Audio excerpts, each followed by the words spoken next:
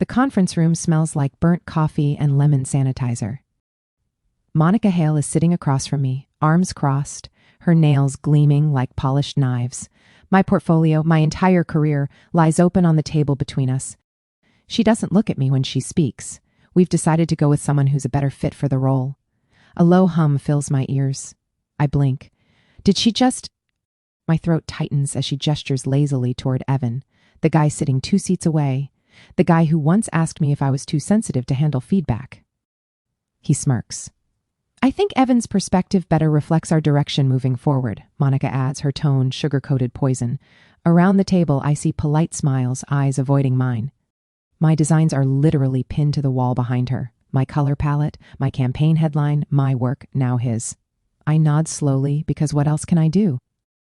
Of course, I hear myself say, though my voice sounds miles away. When I reach for my portfolio, Monica slides it back with 2 fingers, as if touching it might dirty her. We'll keep your info on file, she says, smiling with teeth that never reach her eyes. I force a tight smile and walk toward the glass door. My hands are shaking, but I won't let her see it. The moment it shuts behind me, I exhale so hard my chest burns. Then I whisper under my breath. Not loud, not dramatic, just a quiet promise. You'll remember this day, Monica. The elevator doors close, and the silence is suffocating. I stare at my reflection in the chrome panel. Mascara smudged, lipstick cracked. My hands are trembling so hard the portfolio slips from my grip. Pages scatter everywhere. Sketches, product shots, my handwritten notes. I drop to my knees, gathering them with shaking fingers. The door dings open on another floor. 2 interns step in, whispering when they see me. I can feel their pity like a spotlight. When the elevator hits the lobby, I force myself to stand tall. The receptionist avoids my eyes, pretending to type. I want to scream, but I don't. I just walk. Out the doors, into the sharp wind, into a world that suddenly feels smaller. Half a block away, I hear laughter echo from the open window of the office I just left, Evan's voice. The sound makes something inside me harden. I stop walking. I turn back once, stare at the tall glass building reflecting the sky, and say softly, not a threat, just a truth. You'll see my name again. My name is Tessa Rowe, and that rejection... It wasn't just another job interview. That was supposed to be my promotion, the one I worked 2 years of unpaid internships for. Halo Hart wasn't just a company to me. It was my dream, the brand I poured every ounce of myself into. I started there fresh out of college. I designed the Heartline campaign that doubled their followers. I spent weekends rewriting their ad copy, building their identity from scraps. And still, they chose him. Because he fit the brand better. Translation? Because he was the kind of person Monica wanted people to see next to her in photos. I wasn't even angry at first. I was empty. Like I'd been erased from my own story. But when the numbness faded, something else took its place. Something sharp, alive, electric. I realized they didn't reject me because I wasn't good enough. They rejected me because I outgrew them. A year earlier, Monica's office, warm light, expensive perfume, her manicured hand on my shoulder. You've got something special, Tessa, she said. Keep your head down, and I'll make sure you get your shot. I believed her. Every late night, every extra hour, I thought I was earning her trust. Then one Friday, I stayed behind to clean up mock-ups after a presentation. I found her personal notes left open on the table. Beside my name, 1 line. Talented, but too emotional for leadership. That word, emotional. The scarlet letter women in creative jobs never escape. I should have walked out then. Instead, I worked harder, tried to prove her wrong. Now, standing outside that glass building in the cold, I realize I didn't need to prove anything to her. I just needed to prove her obsolete. That night, I walk home in the rain. No umbrella, no direction, just the sting of rejection soaking through my coat. My phone buzzes, a LinkedIn post. Welcome our new brand director, Evan Rhodes. A photo of him holding a coffee mug with the caption #DreamTeam. I stop dead on the sidewalk. I zoom in on the image. Behind him, I see the mood board I made, my handwriting, my sketches, blurred in the background like a ghost. Something inside me snaps, not in anger, but clarity. They already had my ideas. They just didn't want me. When I reach my apartment, I drop my bag, rip off my wet jacket, and sit on the floor. I should cry. But I don't. I just stare at the ceiling and whisper, if they can build an empire off my work, I can build one off my name. That night, I start sketching again. Not for them. For me. The kitchen table becomes my studio. Sketchbooks spread like wings, my laptop humming beside an empty mug. No budget, no team, just raw, sleepless energy. I designed something soft but grounded, the kind of aesthetic Halo and Hart abandoned when they chased trends. I write one word across a blank page: rooted. It feels right. Rooted in truth, in imperfection, in me. I make a website with a free template, post one product, a simple linen tote with a stitched quote. Grow from where they buried you. The first sale comes from an anonymous username at 2:13 a.m. One sale, one heartbeat. I whisper, it's starting. The first month is chaos. Rent's due. My freelance clients ghost me. I eat oatmeal for dinner and pretend it's a choice. Every time I scroll past a Halo and Hart ad, I feel my stomach twist. They're still using my copy style, just colder now, emptier. Their newest tagline, stay authentic. I laugh out loud. Authentic? They couldn't spell it without me. But I don't post anything. I stay quiet, patient. Let them shine under lights that are starting to burn. At night, when doubt creeps in, I repeat the quote I stitched on that tote. Grow from where they buried you. And somehow, I keep going. 2 weeks later, my phone pings. A DM. A small influencer named Lena Voss found my tote. This is beautiful, she writes. Mind if I share it? An hour later, she posts it. By morning, 237 orders. I stare at the numbers, shaking. This isn't luck. This is validation. Scrolling through comments, one hits me hard. This feels like the old Halo and Hart before they sold out. I actually laugh, not out of bitterness, but relief. Someone sees it, sees me. I package every order by hand. Write thank you notes in gold ink. I sign each one. Tessa, founder of Rooted. That signature feels like reclaiming oxygen. Scrolling through social media one night, I see her again. Monica, in an interview, smiling that same perfect, venomous smile. We're focusing on authenticity this season, she says, hands folded, voice syrup sweet. I freeze the video on her face. She's wearing my color palette, using my phrases, selling the illusion of sincerity I once helped her craft. For the first time, I don't feel small watching her. I feel smarter, because now I understand she can copy the look, not the soul. And Rooted, it's all soul. I close my laptop and whisper, keep talking, Monica. I'm listening. This is where the revenge truly starts, quietly, strategically. No outbursts, no call-outs, just precision. I start mapping out every vendor Halo and Hart ever burned, the photographers they underpaid, the artisans they ghosted. I call them one by one. Hi, it's Tessa. I used to work with Halo. I remember what they did to you. I'd love to collaborate. Fairly, every call ends the same way. We remember you, Tessa. They join me. By the end of the month, Rooted has the loyalty Halo and Hart lost years ago. They're chasing aesthetics. I'm building an army. And the best part? They have no idea I exist. Excellent. We're now stepping into the power shift section of the viral revenge arc. Don't make this about revenge, Tess. It's late. I'm sitting cross-legged on my floor, laptop glowing, spreadsheets open. My best friend Maya is perched on the couch, watching me like she's waiting for me to breathe. It's not revenge, I say, eyes still on the screen. Then why do you look like someone training for battle? I don't answer, because she's right. Part of me is fueled by anger, but it's the kind that sharpens, not destroys. I just want to build something honest, I finally say, something that doesn't chew people up. Maya studies me for a long moment, then nods. Then build it like you mean it. After she leaves, I stare at the to-do list on my wall. She doesn't know it yet, but I am building it like I mean it. Every decision is intentional. Every choice has purpose. I look at the post-it that says Monica, proof of concept, and I whisper, you'll undo yourself. I'll just make sure everyone's watching. 3 months later, the brand has a pulse. Lena's followers turn into customers. Customers turn into community. I launch a campaign called A Rooted Feels Real. Photos of real people wearing my pieces, shot in their own spaces, no filters. The response? Explosive. The numbers climb so fast I have to double my packaging orders. Someone tweets. Finally, a brand that feels human again. That one tweet gets reposted by a journalist. And just like that, Rooted goes from quiet indie label to whispered phenomenon. But what makes me laugh is this. 2 days later, Halo and Hart launches their own hashtag, #ThyHeartAuthentic. Same color scheme, same concept. The comments? Brutal. Didn't a Rooted do this already? This feels forced. For the first time, I don't feel like I'm chasing them. They're chasing me. Trade show season. I shouldn't even be here. My booth's tiny, my display handmade, but I've got something they don't, sincerity.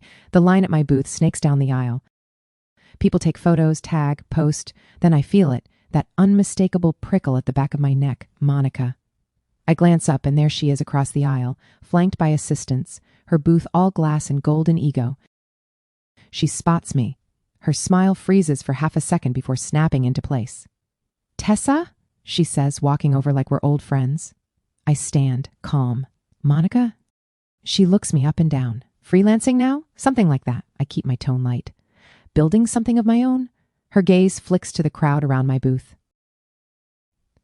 For the first time I see it. The crack behind her confidence. "Good for you," she says tightly. "It's a tough market out there." I smile. "Only if you're selling the wrong thing." She walks away pretending not to hear me, but she heard. That night I can't sleep, not from fear, but adrenaline, because the look in her eyes wasn't dismissal. It was recognition. The whispers start 2 weeks later. At every event I catch fragments. "Didn't she used to work for Halo? Rooted feels like what Halo used to be." I don't confirm or deny. I just smile. Let people draw their own conclusions. The thing about corporate image, once the cracks show, they spread fast. My quiet, honest little brand becomes the mirror Halo doesn't want to look into. Orders skyrocket. Emails pour in from former Halo customers. "You remind me why I fell in love with design in the first place." Every message is a tiny piece of healing. Every compliment is another nail in the coffin of their pretense. I don't need to destroy Halo. They're doing it themselves. I wake up to 20 notifications. My inbox is full of screenshots. Halo Hart just released a new product, an almost identical copy of my best-selling design. Same cut, same quote placement. Even the photography style. For a second, I just stare. Then I laugh, an actual uncontrollable laugh, because this is the moment I've been waiting for. Within hours, customers start calling them out. Rooted did it first. Wow, no shame. It snowballs. Influencers post side-by-side comparisons. The comment section turns into a bonfire. And I don't say a single word. No statement, no defense. Just silence. Because the truth doesn't need defending. It just needs time. By midnight, a "Rooted is the original" is trending. Halo Hart's posts are buried under thousands of angry comments. I turn off my phone, pour a glass of wine, and look out the window. "Steal from me again," I whisper. See what happens. 3 days after the copycat scandal, I get the email. Subject line, "Coffee?" It's from Monica Hale. My stomach tightens, not from fear, but something colder. Satisfaction. "Hi, Tessa. Congrats on Rooted's success. I'd love to catch up, maybe share insights about where the market's heading. Let me know if you're free this week." She wants to talk. Not when I was unemployed, not when she humiliated me. Now when her brand is bleeding, I type a reply, then delete it. Then I close my laptop and whisper, "You don't get to rewrite the story now." I don't meet her. I let her silence answer her. By the next day, a second email arrives. This time, it just says, "Please call me." I don't. 2 weeks later, I'm sitting in a glass-walled office downtown. Not Halo's, but their investors. Richard Vail, sleek suit, expensive watch. He looks at me like I'm a rare stock option. "Tessa," he says, "Rooted's growth has been impressive. We'd like to acquire it." I sip my coffee, pretending to think. He leans forward. "You'd stay on, of course. Creative control, full salary, resources. We can scale this." There's a pause. Then he adds, almost casually, "Halo Hart will be integrating new leadership soon. Monica's overstayed her welcome." I meet his eyes. "You're their investor too." He hesitates. "Yes, we believe Rooted could complement their..." I set down my cup. "Not interested." He blinks. "Excuse me?" "I'm not for sale, especially not to the people who built their empire on mine." For the first time, his confident grin falters. When I leave the building, the city feels lighter. Because for once, I said no, and it mattered. The headlines hit like a storm. Halo Hart accused of copying independent creator. Authenticity brand caught in authenticity scandal. Customers boycott. Retailers pull orders. Monica posts a shaky apology video, soft lighting, forced tears. I've always believed in empowering young women. The comment section tears her apart. "You mean stealing from them? Didn't she fire her young women? Rooted's orders triple overnight. My DMs overflow with messages from people thanking me for standing for something real. But here's the thing. I never said a word. The truth spoke for itself. Monica's empire is collapsing, and she's still holding the match that lit it. Every week brings a new reversal. Halo and Hart's PR firm drops them. Their biggest retailer suspends their partnership. Meanwhile, Rooted gets featured in Modern Maven magazine, the honest brand that's redefining authenticity. They call me the quiet storm in the industry. I laugh at that. Quiet, sure. Storm, definitely. Then my phone buzzes again. New email. Subject, collaboration inquiry. From one of Halo and Hart's remaining partners. They write, "We're interested in working with Rooted to refresh our line." I almost choke on my tea. They were the same company that once rejected my pitch 3 years ago. I write back, happy to discuss. Let's build something honest this time. Power doesn't always roar. Sometimes it just replies, politely, from higher ground. Maya calls me one night, voice low. Monica's losing investors, she says. She's firing people left and right. Apparently, she hasn't shown up at the office in a week. I look around my studio, sunlight, music, fabric swatches scattered like confetti. It's peaceful here, and for the first time in years, I realize I'm not angry anymore. This isn't about her anymore, I say softly. Maya's quiet for a moment. No, but it's still poetic, I smile. Yeah, it is. After we hang up, I open my old Halo and Hart ID badge. For a moment, I trace the photo of the girl who thought loyalty was safety. Then I drop it in the trash. You were never the problem, I tell her. You were just in the wrong room. The rain hasn't stopped in 3 days. I'm in my studio, watching drops race down the window when my reflection catches me off guard. Not the girl who used to flinch at rejection. This one looks grounded, calm. I whisper, almost surprised, you did it. But there's no victory dance, just quiet. Because the truth is, I didn't want Monica to fail. I wanted me to stop needing her approval. A delivery man knocks. When I open the box, it's filled with Halo and Hart products, all tagged return to sender. Apparently, customers are mailing them back in protest. I can't help but laugh. Not cruelly, just softly. The universe has its own way of sending things back where they belong. A month later, I walk into the same venue where they once rejected me. The annual Design Collective Summit, the smell of espresso, perfume, ambition, déjà vu. Last time I was here, I carried a portfolio. This time, my name is printed across the stage banner. Keynote speaker, Tessa Rowe, founder of Rooted. My throat tightens as I walk up. The crowd's clapping, lights blinding. In the front row, I spot a few familiar faces, people who once turned their backs. I smile into the mic. 3 years ago, I was told I wasn't a good fit for this industry. Turns out, I just needed to build one that fit me. The room explodes. It's not pride that fills me, it's relief. The long ache of needing to be seen finally dissolves. That same evening, my phone buzzes with a notification. Breaking news, Halo and Hart files for bankruptcy following mass investor exodus. I read it twice, heart steady. The article mentions layoffs, unpaid debts, lawsuits, all under Monica Hale's leadership. There's a quote from her, brittle and defensive. The industry has become oversaturated with imitation. I almost laugh at the irony. Then Maya texts, she's blaming you. I type back, let her. Because this isn't about revenge anymore. It's about cause and effect. You can't build an empire on other people's ideas and expect it to stand. I close the article, shut my laptop, and take a deep breath. That sound, the soft exhale of peace, is louder than any victory scream. Rooted expands faster than I can keep up. Our next collection sells out before launch. I hire 2 more designers, both women who were once passed over by the big names. One afternoon, our new intern hesitates before speaking. Tessa, can I ask you something? Why didn't you ever fight back publicly?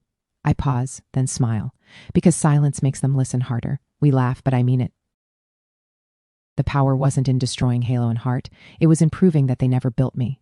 That night, I stand on my balcony overlooking the city lights. Every window below represents someone chasing a dream, someone being told no.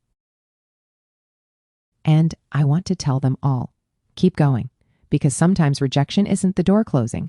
It's the hallway redirecting you to your real home 6 months later. Rooted is featured in Forbes' 30 Under 30. Our office is twice as big, our team triple the size. A new intern walks in, nervous and eager. I smile and say, "Show me what you've got." No smirks, no gatekeeping, just a seat at the table.